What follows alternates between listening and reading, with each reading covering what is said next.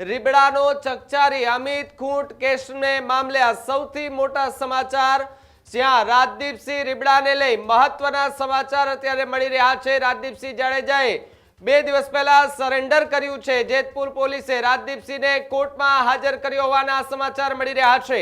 2 દિવસના રિમાન્ડ પૂર્ણ થતા પોલીસે રાજદીપસિંહ જાડેજાને કોર્ટની અંદર હાજર કર્યો છે। ગોંડલ તાલુકા કોર્ટે જૂનાગઢ જેલ ખાતે મોકલવા માટેનો હુકમ જે છે તે કર્યો છે।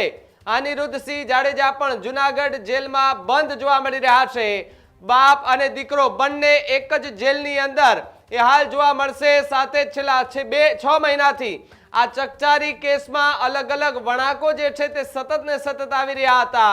ત્યારે પહેલા અનિરુદ્ધસિંહ જાડેજાએ સરેન્ડર કર્યું અને ત્યારબાદ રાજદીપસિંહ રીબડા જે એમના દ્વારા સરેન્ડર કરવામાં આવ્યું। બંને પિતા પુત્રે સરેન્ડર કરતા પોલીસ જે છે તે હાલ હજુ પણ અલગ અલગ દિશામાં એ પૂછપરછ કરી રહી છે, તપાસ કરી રહી છે। ત્યારે રાજદીપસિંહ રીબડાના 2 દિવસના રિમાન્ડ પૂર્ણ થતા તેમને જૂનાગઢ જેલ હવાલે મોકલવાનો આદેશ આપી દેવામાં આવ્યો છે।